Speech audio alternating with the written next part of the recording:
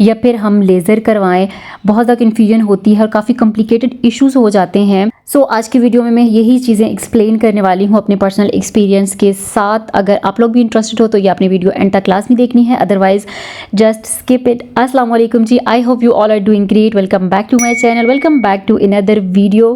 Let's talk about facial hair in detail, reasons of facial hair, types of facial hair and how can you reduce your facial hair। Facial hair की बहुत ज़्यादा reasons हैं, but जो main reasons हैं वो PCOS हो सकता है, हार्मोनल इम्बैलेंस हो सकता है, कुछ मेडिसिन ऐसी होती हैं जिनके साइड इफ़ेक्ट में आपको फेशियल हेयर का सामना करना पड़ सकता है, and last but not the least wrong skin care जो हम फॉलो करते हैं, डिफरेंट फार्मूला क्रीम्स एट्सेट्रा, उनसे भी ये मसला होता है। फेशियल हेयर की काफ़ी ज़्यादा टाइप्स हैं। फॉर एग्जांपल, एक तो बिल्कुल रुईदार बाल होते हैं, बिल्कुल कम दिखाई देते हैं, उसके बाद थोड़े से ज़्यादा होते हैं, एंड जो एक्सट्रीम वाली कंडीशन होती है उसको हिर्सुटिज्म बोला जाता है, जो कि एक मेडिकल कंडीशन है जिसमें आपको बिल्कुल मर्दों जैसे आपकी दाढ़ी और मूछें आ जाती हैं, जो कि हार्मोनल इम्बैलेंस की वजह से ही मोस्टली होती है, या फिर कुछ जेनेटिकल रीजंस की वजह से भी। ओके, अब क्वेश्चन ये है कि हमें फेशियल हेयर कब करना है। तो अगर तो आप टीनेजर हो, लाइक 10, 11, 12 साल के हो, और अगर आपके फेस पे हेयर हैं तो आपने उनको बिल्कुल नहीं छोड़ना, थोड़ा सा वेट करना है। सेकंड, अगर आपके बाल बिल्कुल कम हैं, जो सिर्फ आपको नज़र आते हैं, और वो भी तब नज़र आते हैं जब आप बिल्कुल शीशा जो है पास करके मिरर में देखते हो, तब भी आपने अपने बालों को नहीं छेड़ना। थर्ड, अगर आप कंफर्टेबल नहीं हो फेशियल हेयर रिमूव करने में, देन स्किप इट। यस, अगर आपके फेशियल हेयर विजिबल हैं और आप 16, 17 या 18 हो, या फिर 18+ हो, तब आप इसको कंसिडर कर सकते हो। रीज़न्स क्या है हमें क्यों फेशियल हेयर को रिमूव करना चाहिए। तो पहली रीज़न तो ये है कि नीट लुक नहीं आती, अच्छे नहीं लगते बाल अगर ज़्यादा विजिबल हैं। सेकंड रीज़न ये है कि स्किन हमारी फ्लॉलेस नहीं लगती। थर्ड रीज़न ये कि कोई भी अक्सर अगर बहुत ज़्यादा आपकी हेयर ग्रोथ है फेस पे, तो जो स्किन केयर प्रोडक्ट्स होते हैं वो अच्छे से स्किन के अंदर पेनिट्रेट नहीं करते, एक फिज़िकल बैरियर बना देते हैं ये हेयर, अगर बहुत ज़्यादा एक्सट्रीम हेयर ग्रोथ है तब। अदरवाइज़ कम है तो फिर ये ऐसा इशू नहीं होता। And fourth one is sorry, कि अगर आप मेकअप करते हो तो फिर आपका मेकअप, अगर आपके हेयर हैं तो वो फ्लॉलेस दिखाई नहीं देता। सो इन्हीं रीजंस की वजह से आपको फेशियल हेयर रिमूव करने चाहिए, but I am not promoting it. But yes, अगर आप कोरियन स्किन वाकई में अचीव करना चाहते हो तो स्किन केयर के साथ साथ ये भी ज़रूरी है कि आप फेशियल हेयर को भी प्रॉपरली रिमूव करो और एक अच्छे वे में करो। Okay, now let's talk about my facial hair growth journey. Yes, मैं इसलिए जर्नी इसको कह रही हूँ क्योंकि जब तक मैं 21 साल की थी मैंने कभी नोटिस ही नहीं किया कि मेरे फेस पे कोई हेयर है या उनको रिमूव करने की ज़रूरत है, because I was extremely busy in my studies, और ये सब चीज़ें देखने का मेरे पास बिल्कुल भी टाइम नहीं था।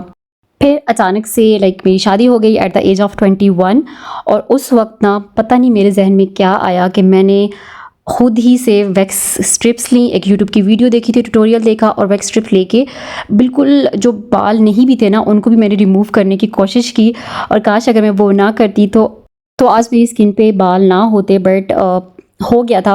उसके बाद शादी के बाद मुझे IBD हो गई थी, और कुछ मैंने मेडिसिन ली थी जिसकी वजह से हार्मोनल इम्बैलेंस की वजह से मेरी फेशियल हेयर ग्रोथ थोड़ी सी ज़्यादा फास्ट हो गई है। लाइक अब विजिबल होते हैं,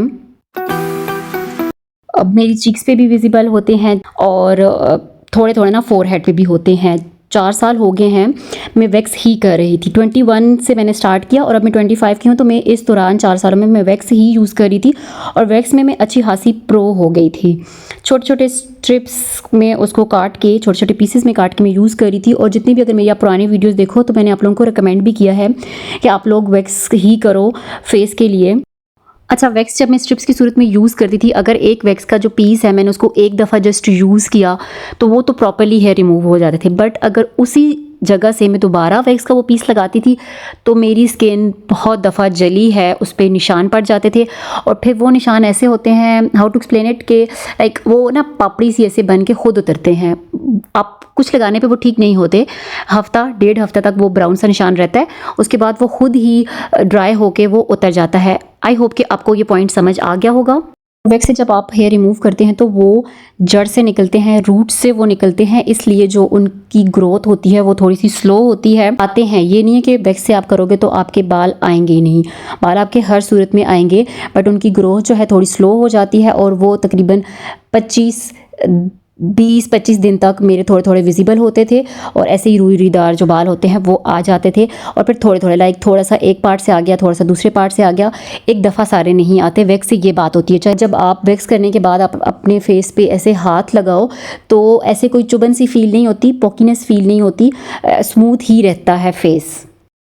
बट अभी जून में जब मैंने लास्ट टाइम वैक्स की थी तो मेरा फेस बुरी तरह बर्न हुआ था और मेरी स्किन काफ़ी सेंसिटिव मुझे फील हो रही थी। तो आई थॉट कि मुझे अब इसको छोड़ देना चाहिए, क्योंकि मैं वीडियोस देख रही थी और टिंकल रेजर्स को लड़कियां काफ़ी प्रमोट कर रही थी। तो आई थॉट कि मुझे इसको ट्राई करना चाहिए।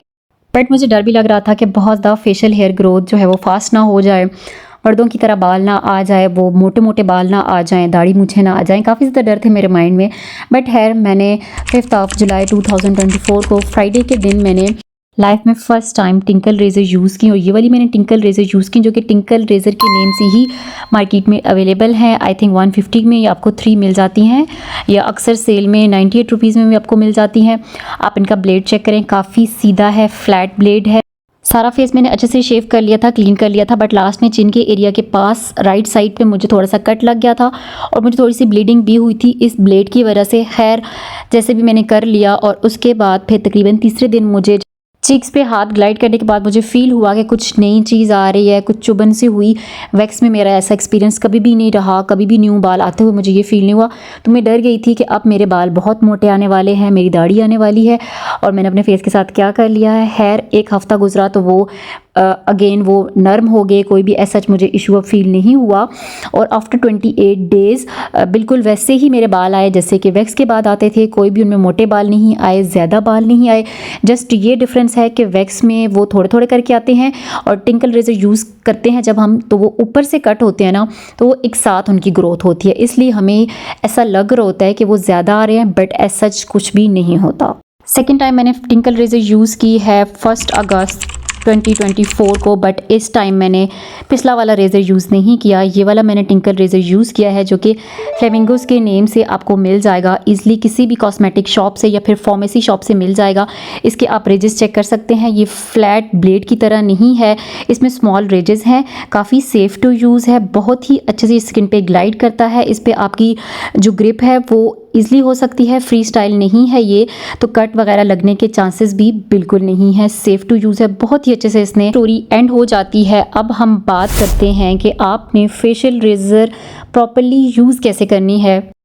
सबसे पहले तो आपने ये वाली रेज़र बाई करनी है। सेकंड, आपने अपने फेस को अच्छे से क्लीन करना है, स्क्रबिंग करनी है ताकि डेड स्किन रिमूव हो जाए, और उसके साथ साथ जो ब्लैक हेड वाइट हेड का इशू है वो भी नर्म हो जाए ताकि जब आप रेज़र यूज़ करें तो वो भी ईज़िली रिमूव हो जाए। उसके बाद आपने अप्लाई करनी है एलोवेरा जेल, इससे आपकी स्किन जो है सॉफ्ट हो जाएगी और उस पर रेज़र जो है अच्छे से ग्लाइड करेगा। कभी भी आपने भूल के भी ड्राई फेस पे रेज़र यूज़ नहीं करनी, वरना आप अपनी स्किन को बहुत ज़्यादा ख़राब कर दोगे। अच्छा, उसके बाद जब भी आपने टिंकल रेज़र यूज़ करनी है तो कभी भी स्ट्रेट लाइक 90 के एंगल पे आपने यूज़ नहीं करनी कभी, और ना ही 70-75 के एंगल पे यूज़ करनी है, इससे आपको डायरेक्ट कट लगेंगे। तो आपने जब भी यूज़ करनी है 45 के एंगल पे इसको रखना है, हल्की सी उस पर ग्रिप देनी है, क्योंकि ये रेज़र ऐसी है कि ऑलरेडी आपकी ग्रिप अच्छी आएगी इस पर। स्मूथली आपने उसको ग्लाइड करना है और स्मॉल स्ट्रोक्स में करना है। जहाँ से आपने एक दफ़ा की है वहाँ से अगेन नहीं करनी, इससे आपकी स्किन सेंसिटिव हो जाएगी, रैशेस हो जाएंगे, पिंपल्स का इशू हो सकता है और इवन कट भी लग सकते हैं। तो बार बार उसी जगह से नहीं करना और स्मॉल स्ट्रोक्स में आपने करना है ताकि वो अच्छे से क्लीन हो जाए।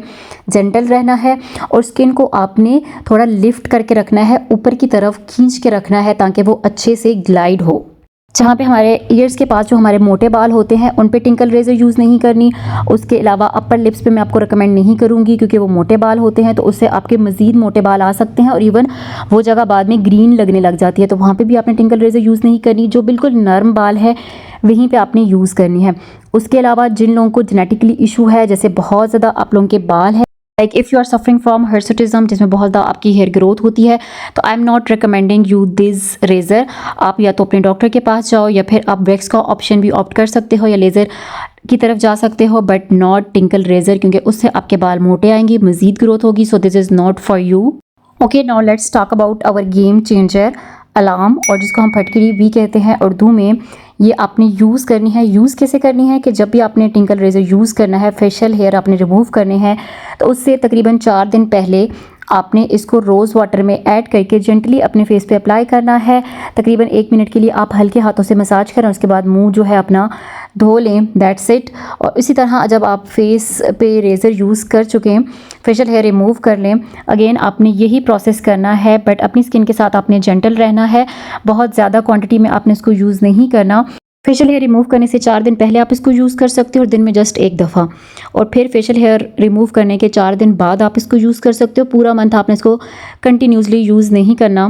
फटकी हमारे पास एक एस्ट्रेंजेंट के तौर पे काम करती है, जो कि स्किन को टाइटन इफेक्ट देती है, पोर्स को श्रिंक करती है और स्किन को सही से स्मूथ और टाइट करती है।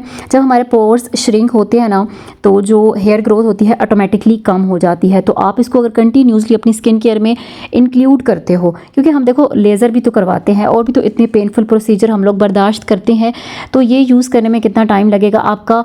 मियरली 5 मिनट्स, जस्ट इतने ही टाइम लगेगा आपका। और अगर आप इसको कंटिन्यूसली यूज़ करोगे तो आप विजिबल रिजल्ट्स खुद देखोगे। मैंने खुद इसको तकरीबन 4 मंथ्स यूज़ किया है और रिजल्ट्स मैंने खुद देखे हैं कि काफ़ी हेयर ग्रोथ जो है कम हुई है। मैं ये नहीं कह रही कि मेरे हेयर ग्रोथ बिल्कुल ख़त्म हो गई है या सिरे से आ ही नहीं रहे, ऐसा नहीं हुआ, बट काफ़ी हद तक कम हुई है और स्किन में थोड़ा सा मुझे टाइटनिंग इफेक्ट भी लगा है।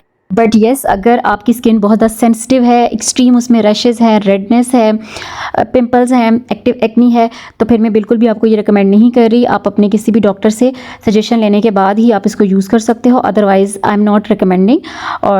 और लास्ट पॉइंट इज़ कि हमने टिंकल रेज़र को मंथ में कितनी दफ़ा यूज़ करना है, तो ये आपकी हेयर ग्रोथ पे डिपेंड करता है। अगर आपकी हेयर ग्रोथ बहुत ज़्यादा फास्ट है तो फिर आप 2 वीक्स बाद इसको यूज़ करो। अगर स्लो है तो फिर आप इसको मंथ में जस्ट एक ही दफ़ा यूज़ करो। हर वीक इसको मैं आपको नहीं कहूँगी कि आप इसको यूज़ करो।